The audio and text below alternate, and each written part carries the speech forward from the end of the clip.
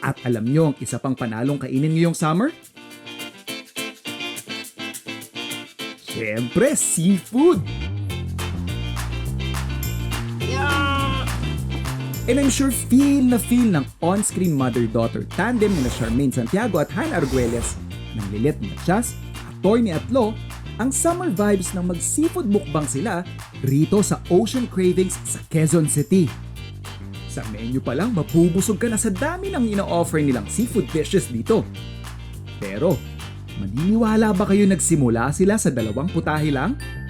First is nag-offer ako sa mga close friends, mga neighbors. So, sadly, medyo walang tumangkilik. And then, hindi naman ako nag-stop. Then, finally, after 2 weeks, si Jano Gibbs is nag-order sa akin.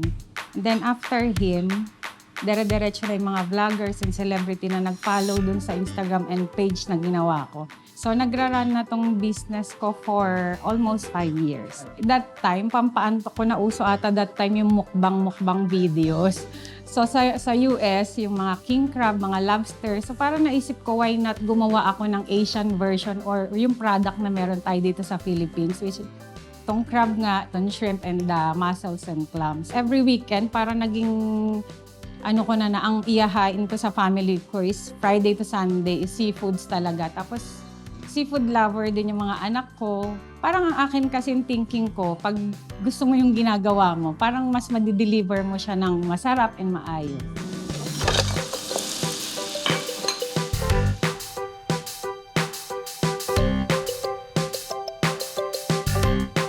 Food Explorers! Tara! Food trip tayo!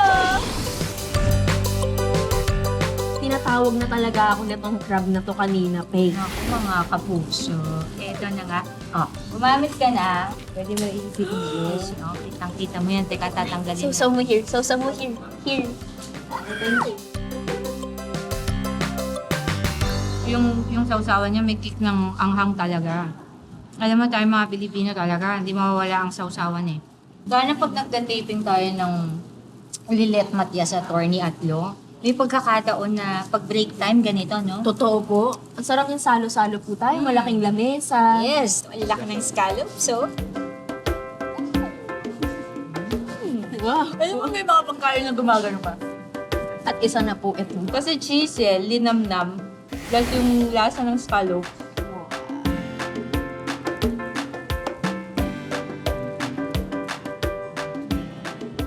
Naramdaman mo yun, yung linamnam. Actually po, perfect yung cheese. Sarap. Hard work talaga yung pagbubukas ng isang crab. Pero Feeling ko yun worth din yung it. thrill doon. Actually po. Yung habang kumakain ka, yung atot na atat ka na ng matanggal siya. Parang ako po, nanginginig habang nagtatanggal. Tapos, nakukuha mo siya at sasawsaw mo. Ayan. Since hindi ka pa nakakatikim ng steam pampan. Oo, sige po. Tara. Oo. Ano, malaman. Ayun mainit-init pa, oh. Ha?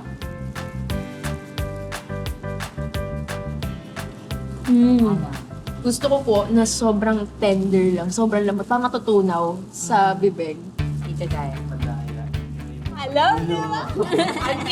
ang tinulo ko kay Hannah Arguelles, yung dito banda. Kasi yung marunong.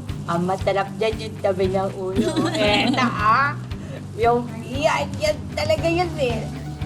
Ito yun eh.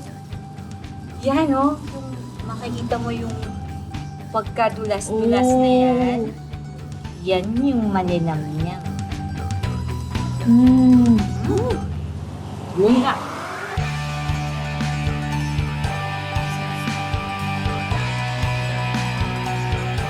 Ang sarap ng malapit na puno.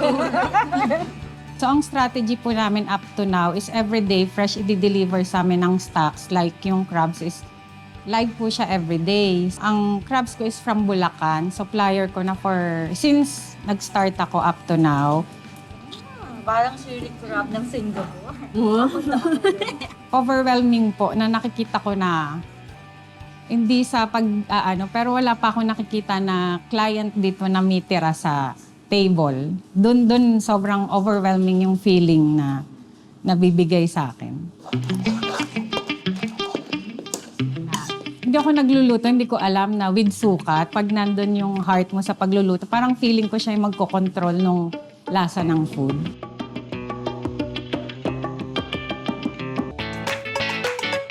After enjoying a seafood feast, mukhang ready na for some coffee ang stars ng Lilet Pichas, Atty. Atlo na sina Charmaine Santiago at Hannah Arguelles.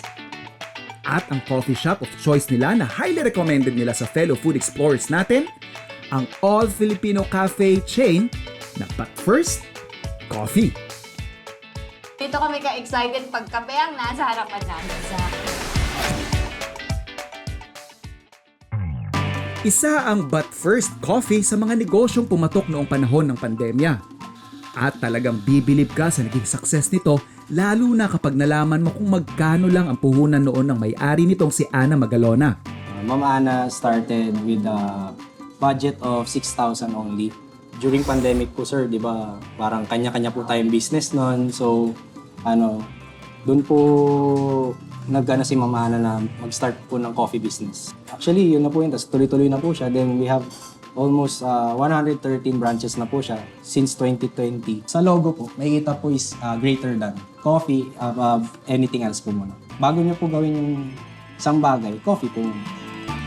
Start po muna siya sa Vietnamese. Yan po yung pinaka first drink ni But First po. As the company grows, bukod po sa Vietnamese, extend na po tayo, nag-reach out na po tayo sa ibang levels of coffee po na may espresso base, meron pong drip base, meron pong non-coffee, meron pong matcha. We support local beans po sir kasi ang balak po ni But First is to go internationally na po, na makilala na po yung beans natin na ito, Filipino po ito po locally made lang po.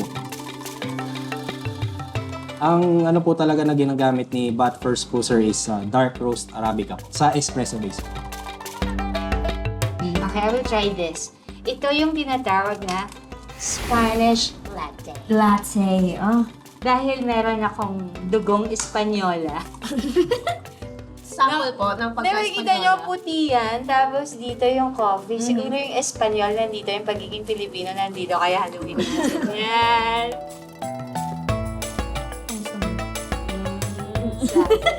Iha, ¿qué hora es? ¿Qué hora es? She's speaking Spanish, mga kapuso. Sara adorada, Te quiero, te amo. Sumoy ko oriente, endo la tienda. Te quiero, te amo. Yun lang ang ano ko dito. Pero tamang-tama yung tamis niya. They have options naman kung matamis o yung iba ay nagka-cut off sa sugar. Pero masarap. Try ko naman. Nagbuka na ba akong Espanyola, ana? Matagal ka na mukhang Espanyola na. Sige, tignan ko kung magmumukha ka ng Vietnamese. Mga kapuso, Vietnamese coffee, narinig ko. Isa rin to sa mga bestsellers nila here. Parang mas matapang siya kesa dun sa Spanish coffee actually. So medyo... I can tell na parang mas matapang yung coffee na meron siya. Perfect daw sa mga puyatan days ko. So, mas matapang ang mga Vietnamese sa Espanyola. Parang mukha nga po. Mas may kick nga. Yes po, di ba? Ito perfect po to sa akin bilang estudyante na laging puyat at nagtitesis. Perfect. Guys, law student. Ay! Hope, thank you Lord. Kaya, Sana. segue yan. Kung gusto nyong matuto sa mga batas, tanongin nyo si Hannah Arguelles at manood kayo ng Lilet Matias. Atty. Atlo. Guys, same thing. Siyempre, para ma-incorporate ang lasa ng strawberry sa matcha. Kung iisipin mo, di ba, matcha, tsaka, tapos strawberry. Parang ang weird po ng combination. Kamusta nun? Masarap. Ang sarap. Tama yung tamis niya. Tsaka yung sinasabi mong beats ng strawberry, tsaka nararamdaman mo siya. Joe Berry, this is for you! Ito naman, mga kapuso, nakikita niyo naman. Milky. Diba? Tapos, butterscotch. Ang tawag sa kanya, iced milky butterscotch. Butterscotch, hindi butterscotch. Ito po, gustong-gusto ko siya kasi very sweet talaga siya. Yun ang masasabi ko, for anyone with a sweet tooth, ito yung perfect para sa kanila. Yung parang kung gusto nyo ng treat, pero ayaw nyo yung kinakain. Ito, perfect yung gantong klaseng drink para sa inyo. Ice matcha natin po, ice milk chocolate. Ang mantra po namin is good coffee doesn't have to be expensive. Ang sinasabi po namin, yun po, mura po siya at quality po talaga siya.